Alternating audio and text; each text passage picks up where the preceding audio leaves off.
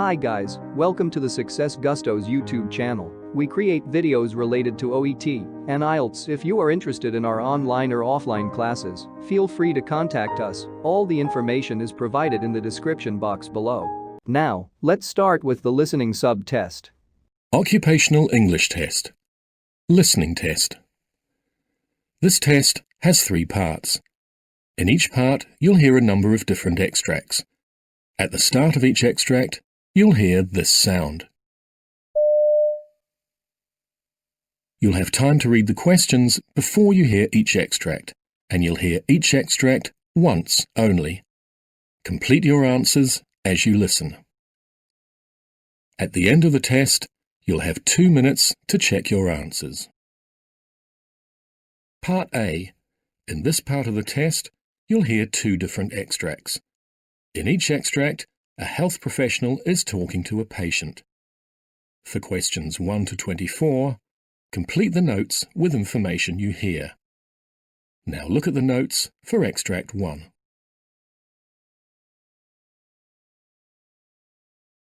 Extract 1, questions 1 to 12.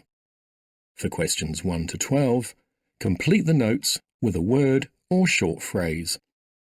You now have 30 seconds to look at the notes.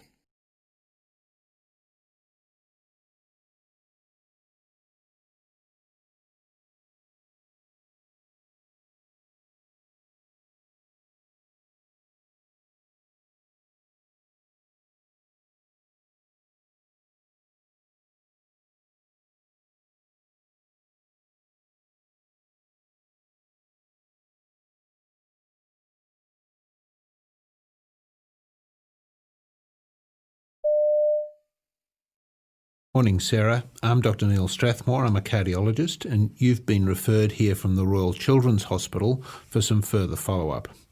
So why don't you tell me a bit about yourself and what's been happening to you? Well, I was born with a congenital heart, and I've had surgery in 1991 to correct that. And I was also, a pacemaker was also put in, and I've been seeing my cardiologist at the Royal Children's Hospital since then, and now I've come here. So in 1991, how old were you? I was 6. And how old are you now? I'm 23. And so you obviously don't remember much about that, but what did your parents say was the problem with you when you had the surgery?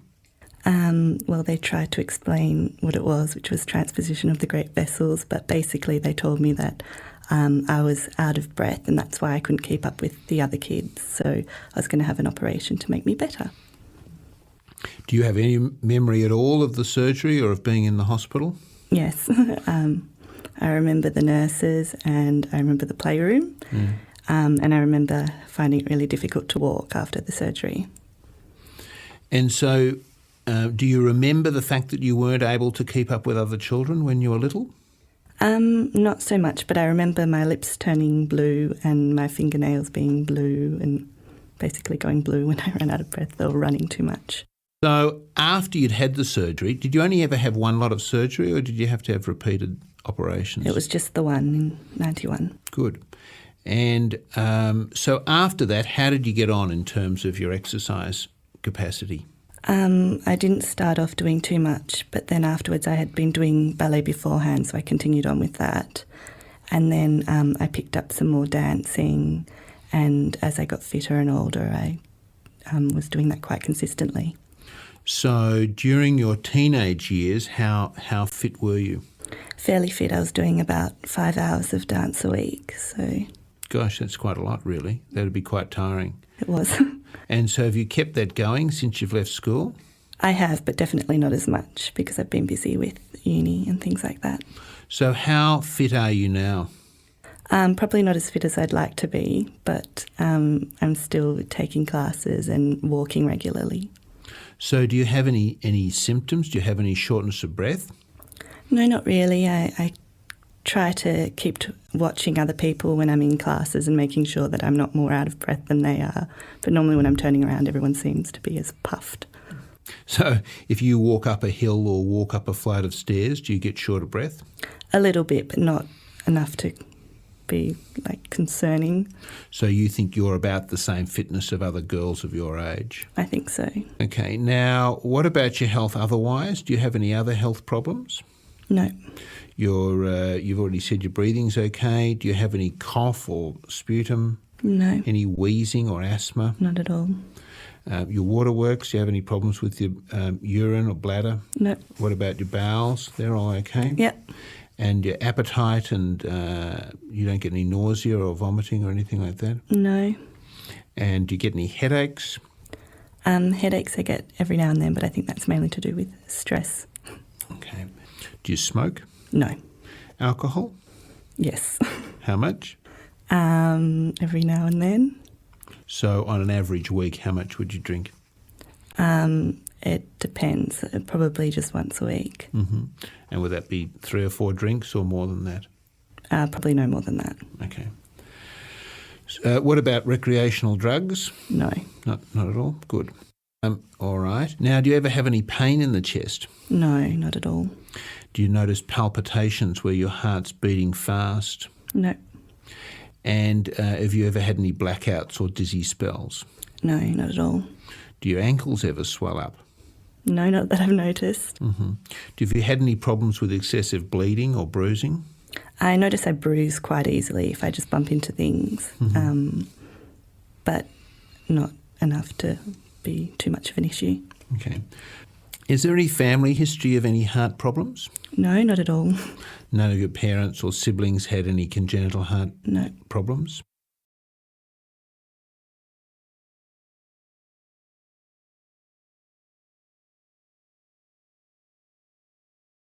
Extract 2, questions 13 to 24. For questions 13 to 24, complete the notes with a word or short phrase. You now have 30 seconds to look at the notes.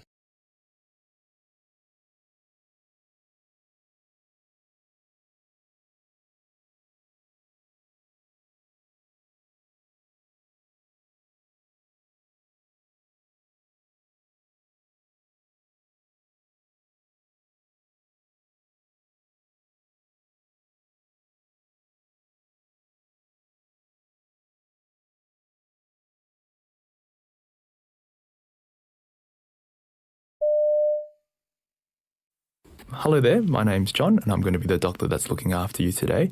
Hello, John. Nice to meet you. And thanks for seeing me today. How should I address you? Just please call me Kevin, yeah. I'm here today because I had a bicycle accident on Sunday morning, and I was wondering if you could check me out. I've hurt my shoulder and my wrist, and I'm just a bit concerned about it. Okay, Kevin, this is the first time that we've met, I believe. Yes. Can you tell me a little bit about yourself? Well, I'm 53 years old. I'm in pretty good health. I'm about 83, 85 kilograms. Probably could lose a bit of weight. My cholesterol's at lower than average levels by far. And what about your blood pressure? Is somebody checking that regularly? Yes, again, fine. If not on the low side, yeah. If anything, I tend to be on the low side of blood pressure and that type of thing. And you're not on any medications at the moment? No, nothing. Are you allergic to anything? No. Never been allergic to anything. I bicycle regularly about 100 to 150 kilometers a week. Have you ever smoked? No. What about alcohol? Not too much. I tend not to drink that much at all. When you do drink, what do you prefer to drink? Recently, I've been just having New Zealand Whites, actually. Yes. And how many glasses a night would you have? In a week, 3 to 4. I mean, but that's like 2 on a Friday night and Sunday afternoon, that kind of drinking. It's pretty light, really. Okay. I'm conscious of drinking and smoking. Any history in your family in terms of your mother and father with diabetes or heart attacks? No, nothing like that. No, yeah, my mother was a heavy smoker. She was a very strong woman, but she smoked a lot. My father also had a bit of heart problems. He ended up having a pacemaker for 30 years of his life. I'm 53 years old. He got a pacemaker at 54, so I'm very conscious of again, staying in shape because of my father's experience. He had that for 30 years. But it was never that he had a heart attack? No, it was just simply the heart started. He lived till 84, 85 years old, so perhaps I should tell you, one part of my life story, I was in West Africa for several years. Probably the biggest health crisis in my life is living in West Africa for a long time. Having a lot of stomach problems, problems with giardia, malaria, and actually amoebic dysentery. Those infections brought my weight down to about 60 kilograms, so just terrible, if you will, diarrhea constantly. Yeah, and I imagine that you would have required medical treatment for your various conditions as well. Did you spend any time in hospital? So we used to go to the local embassy and get treated by embassy medical staff. At the time, we were getting 500 milligrams of the anti-malaria medicine chloroquine, and then we had various antivirals and shots, but pretty minimal medical care, to be honest. Yeah, but since then, I've been fine, actually. I've been here in Australia about 20 years and was originally born and raised in the States. I see. Can you tell me more about the accident? Yes. Just recently, I went over the top of a friend I was bicycling with, went over the top of him and ended up just smashing myself on the asphalt. And it hurt my shoulder. Yeah, it's terrible. To be honest, he wasn't paying attention. We had just stopped and they were just getting going again. It was Sunday morning. He slammed on his brakes and then I went over the top of him and then into the traffic. And luckily, I pushed both of us out of the way before a car came roaring past. And wow, that sounds like quite a large accident. Everybody managed to walk away from it okay? Yeah, we were laughing about it, you know. You didn't need to call the ambulance or go to hospital for anything at the time? No, we didn't even think about it. It was, again, we were laughing about it and went to the coffee shop. It was only, you know, as I came home and after the coming home and resting for a while, I realized I was in more pain than normal, if you will. How long before the pain started to come on? Right after having coffee, to be honest. I think the adrenaline went down and just coming home and finally kind of reflecting on the whole thing. After the accident, as you know, bicycles have...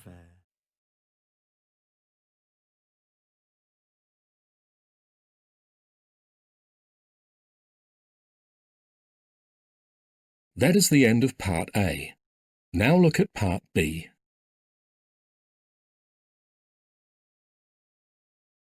Part B. In this part of the test, you'll hear 6 different extracts. In each extract, you'll hear people talking in a different healthcare setting. For questions 25 to 30, choose the answer A, B, or C, which fits best according to what you hear. You'll have time to read each question before you listen. Complete your answers as you listen. Now look at question 25. Now read the question.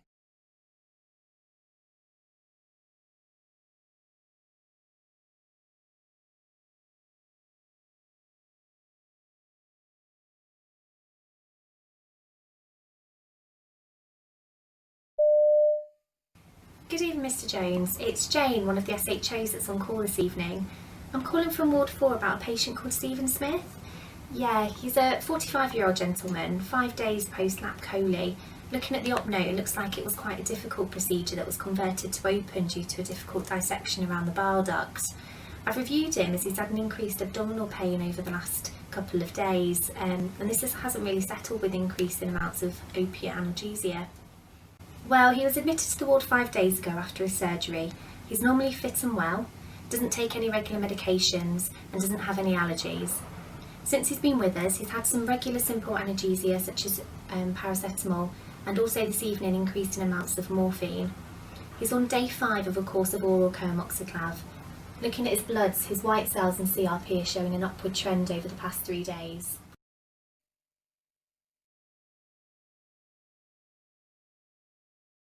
Question 26. Now read the question.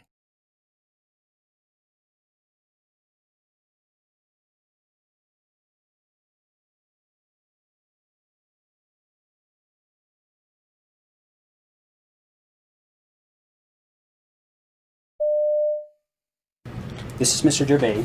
He's a 79-year-old gentleman. He's been had general malaise over the past few months, increasingly short of breath over the past few weeks.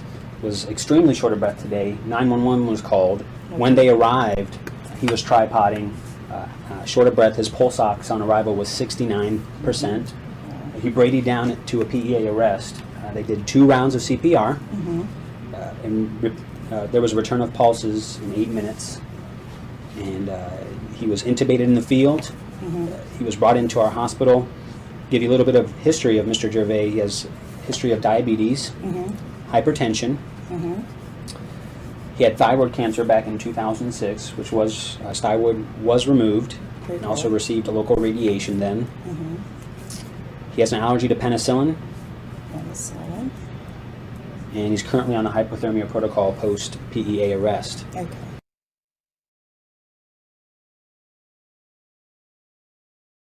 Question 27. Now read the question.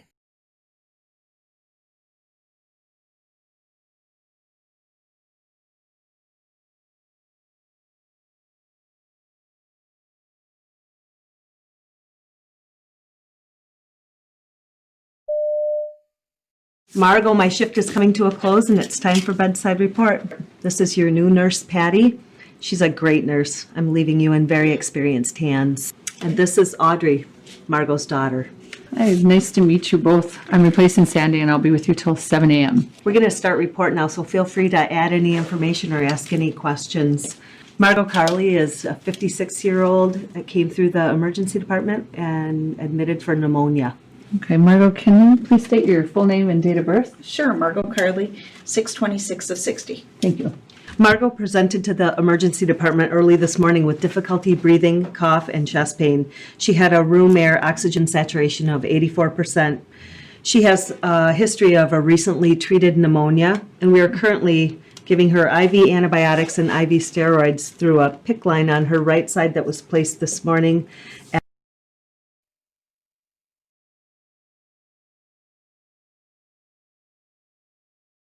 Question 28. Now read the question.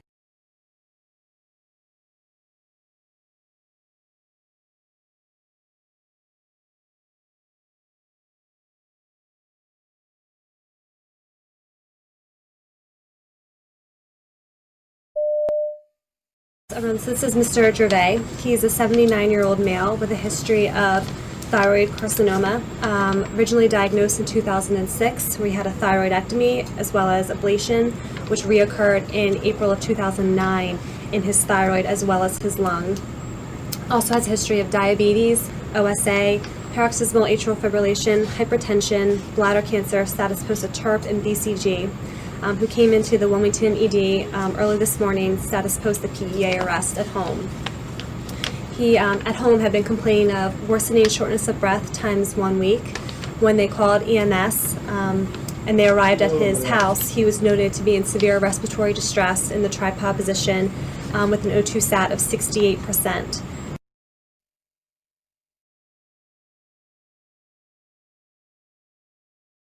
Question 29. Now read the question.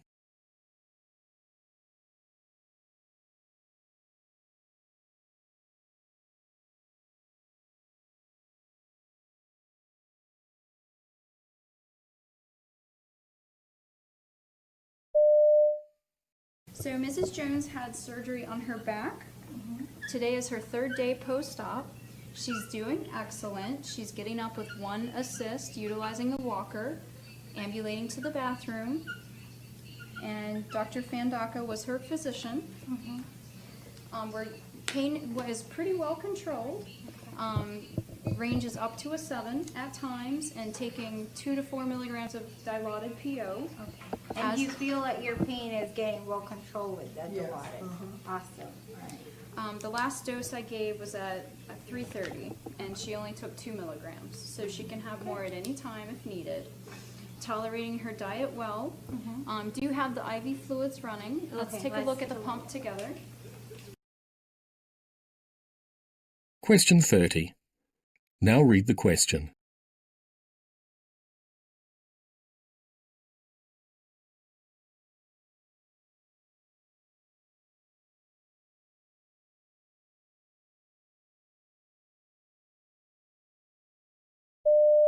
All right. This is Mr. Eddie Smith and his daughter Amanda. Amanda brought Mr. Smith in through the ED earlier, and he presented with some right-sided weakness, and his speech was slightly slurred. He was admitted to us on a stroke care track, and he transferred up this morning. He has a history of diabetes and hypertension, and Amanda told me that he hasn't taken his blood pressure medications in about 2 weeks. Yes, I picked up his medicines, but he wouldn't take them.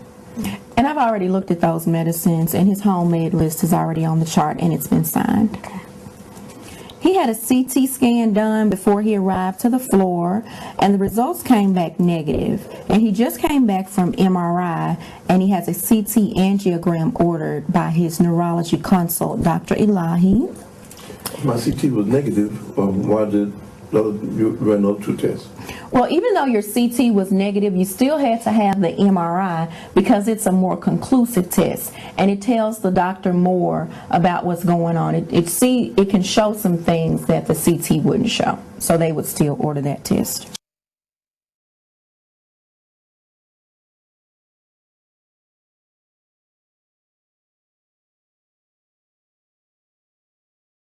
That is the end of Part B. Now look at Part C.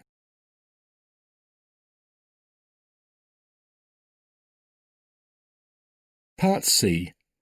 In this part of the test, you'll hear 2 different extracts. In each extract, you'll hear health professionals talking about aspects of their work. For questions 31 to 42, choose the answer A, B, or C, which fits best according to what you hear. Complete your answers as you listen. Now look at Extract 1. Extract 1. Questions 31 to 36. You now have 90 seconds to read questions 31 to 36.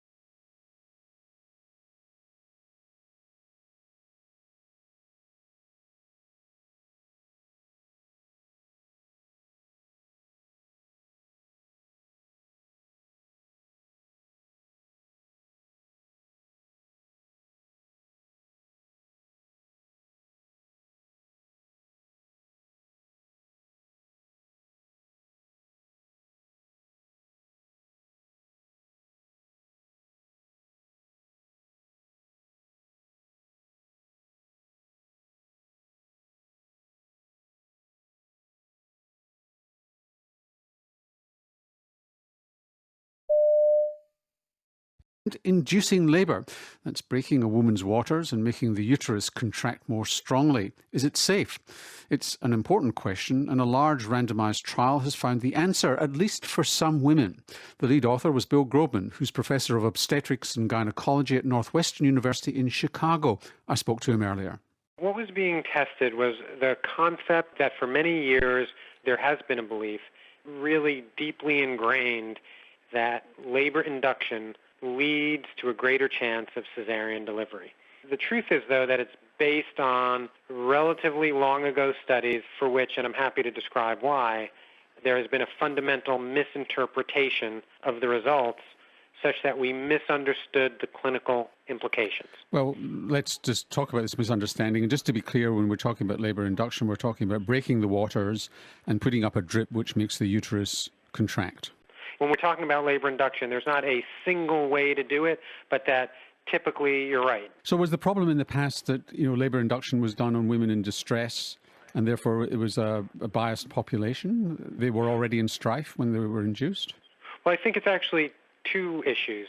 One is the issue that you already referred to, which is that so often women were being induced for a medical reason. Something else was going on. Either the fetus was in need of being delivered or the mother herself had a complication that led to delivery being recommended. And clearly those were both situations that led to a higher chance of cesarean. But the other really important thing was that the studies that were done, and when I say studies, I very much mean observational studies, not trials, but studies where people went back and looked at records of women who had delivered, were women who were being induced were compared to women in spontaneous labor at the exact same gestational age.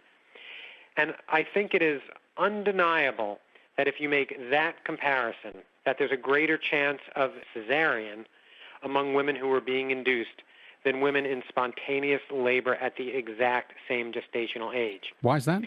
Oh, well, I don't know why it necessarily is, but it just is. It's something that's observed, something that when people studied it, not with the clinical trial, but with observational data, that happened, and very consistently. But these are biased studies because they weren't randomized. Let me put it this way. Induction of labor is an option. I can choose to be induced or not to be induced. Spontaneous labor is not at the exact same day is not an option. Women may spontaneously have a labor, but also may not. They may not go into labor for another 2 weeks, and every week that goes by, the chance of cesarean increases. They may not go into labor and get to a point where induction of labor becomes recommended, but now it's an induction 1 or 2 or 3 weeks later. And so if you're making a clinical decision, and the clinical decision is, do I choose to be induced now or do I not, the alternative is not spontaneous labor on the same day. It's waiting. The alternative is waiting, which may end up in spontaneous labor, but may not, or may end up in spontaneous labor weeks later. And when observational studies were constructed like that, studies that reflected the actual clinical situation, you actually very consistently did not see the association of induction with cesarean delivery. So now you've done a randomized trial where you actually get women and you randomize them to induction or waiting. That's exactly right. So, and this is in women who've never had a baby before. That's right. And so that's, I think, an important point. Most of the concern with regard to cesarean delivery was with regard to women who had never had a baby before, women on their first birth. And I should also say this isn't about women who have medical complications for which there's a medical indication for induction. This was really a question of women who had no other reason, no standard reason to have induction recommended. Was it indeed true that induction would lead to an increased risk of cesarean, or might it be, as the more recent observational studies suggested, that induction didn't increase or even decrease the chance of cesarean and maybe also improve the outcome of their baby? And sitting behind this is a concern about a high caesarean section rate, complications in second pregnancies. You're kind of condemning yourself or committing yourself to a second caesarean, and sometimes the babies don't do as well. I think what we would say is that, for any woman who desires a vaginal birth, that we want to do everything we can to try to optimize that chance. And clearly, if someone can have an uncomplicated vaginal birth versus an uncomplicated cesarean, both in terms of short-term complications and long-term complications, including complications for future pregnancies, it's preferable to have a vaginal birth. What we want to get rid of are unnecessary cesarean deliveries that would have potentially preventable, and the health of the mother and her child or children are preserved. Okay, so you took about 3,000 women, not a small study. Well, it's actually, 6,000 women. Yeah. 3,000 were assigned to labour induction at 39 weeks, and 3,000 waited to see whether they went into spontaneous labour, and they were low risk, as you said. And your outcome was mother's health, baby's health, and caesarean section. Is that right? Yeah, that's exactly right. It was 3,000 women in each group, low-risk nulliparous women or women on their first birth, randomized to induction at 39 weeks or expectant management or waiting. And not forever, because there's still an upper limit at which in the modern day is considered sort of acceptable practice, but till about 42 weeks would be the upper limit. What did you find? Well, what we found was that women who were randomized to labor induction had a significantly lower chance of cesarean delivery, so about a 15% relative risk decrease in cesarean delivery. Women who were randomized to induction of labor delivered babies who were significantly less likely to need extra respiratory support, like having a tube put down their throat to help them breathe or requiring high amounts of oxygen. Women who were induced had a lower chance of having high blood pressure problems at the end of their pregnancy, sometimes called preeclampsia. And also they reported less overall pain, and they reported a greater sense of control over their labor process and a greater sense of agency. Well, that sounds pretty impressive. We'll come back to the implications in a moment. But one of the risks here is you get the scent of the patient.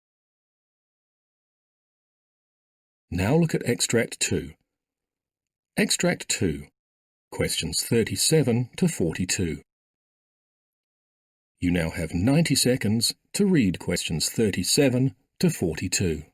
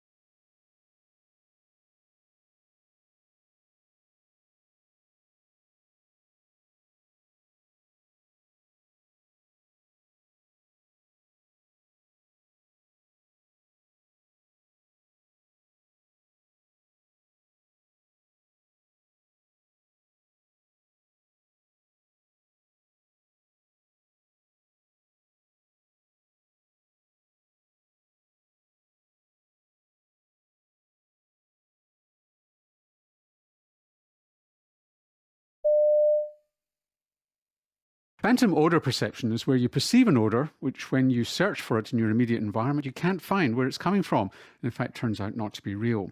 Here's Serge Negus, who's a producer at Triple J, telling James Bullen of the Health Report about his experience. How did you come to have these phantom smells? I had a traumatic brain injury from a skateboarding accident where I fractured my skull and had part of it removed and this titanium alloy plastic mold put in there. And one of the things that my mum did when she came in was put some lavender oil on my sheets at the hospital bed, and then she presented the lavender oil to my nose and I literally couldn't smell it. And so that was when I discovered that I couldn't smell anymore. And the doctors said that it's one of the most common things that you can have happen after having a head injury is you lose basically your olfactory nerve and a lot of taste too. How did you feel when you realised that was happening? You can get really bad smells with these phantom smells, things like burning flesh and these sorts of things, or really unnatural smells. I didn't get that. My smells were battered fish and chips and stuff like that, and passion fruit and mango and different things like that were really nice, and they came with a sense of euphoria. So for me, I didn't mind because I'd totally lost my sense of smell.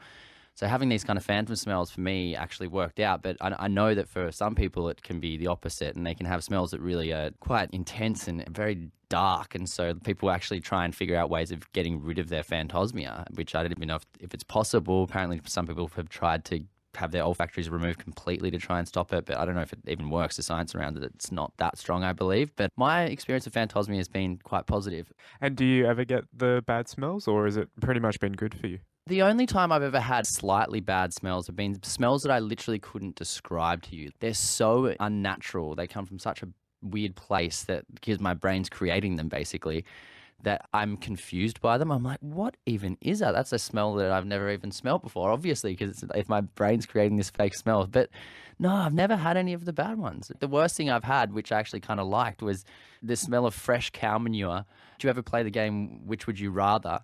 And I'd always say to somebody, if you said to me, which would you rather, never be able to smell again or only be able to smell fresh cow manure for the rest of your life?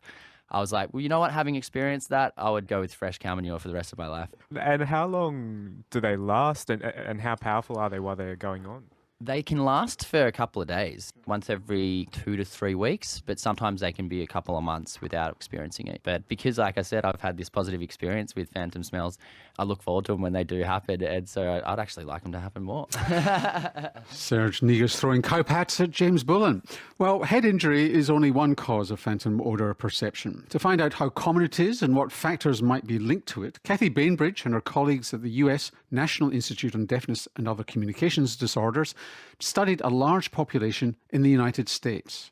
For some people, they pick up an odor. It's often unpleasant, or it's often described as a burning odor. And you might ask your friend or your partner, your spouse, hey, what's that smell? Is something burning? And they don't smell it at all. So it's an odor perception for which there's really no source, no identifiable source in the environment. And how bothered are people by it?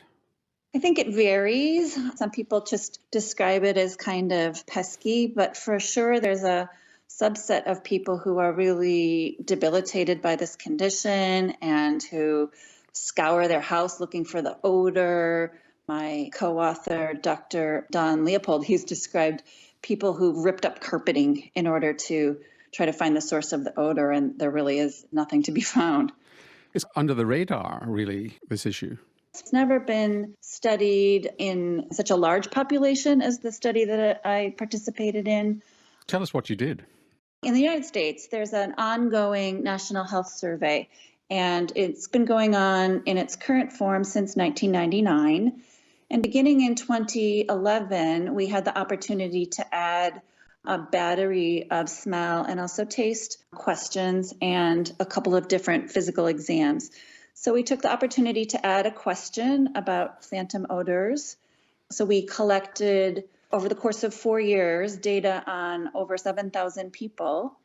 And it turns out that 6.5% of adults over the age of 40 in the United States are willing to report that they smell phantom odors. That sounds like an extraordinary percentage. Yeah, it's surprisingly big. Our question was broad. It was, do you sometimes smell odors that are bad or foul or unpleasant? So we don't have the data to ask of the 6.5%, what proportion are really, really troubled by it. We don't have that data. We don't have data. But some phantom odours are quite pleasant, aren't they? The way we captured it in the survey, we phrased it as bad or burning, but I've heard from some people smell like cinnamon. A gentleman told me he smelled cinnamon and he associated that with his father. And they tend to be warm smells or hot smells. I've heard burnt milk, stale or hot bleach. So you're always running into the kitchen to find out what's spilt over. So what factors, because this was the other thing that you looked at, is what predicted whether somebody had a phantom odour? Because it sounds from this that you've probably underestimated, if you haven't looked for the good odours, you've probably underestimated the phantom odour prevalence. But let's put that to one side. What were the factors predicting whether or not somebody was more likely than not to experience phantom odours? Women were much more likely to report phantom odours than men. That is the end of Part C. You now have 2 minutes to check your answers.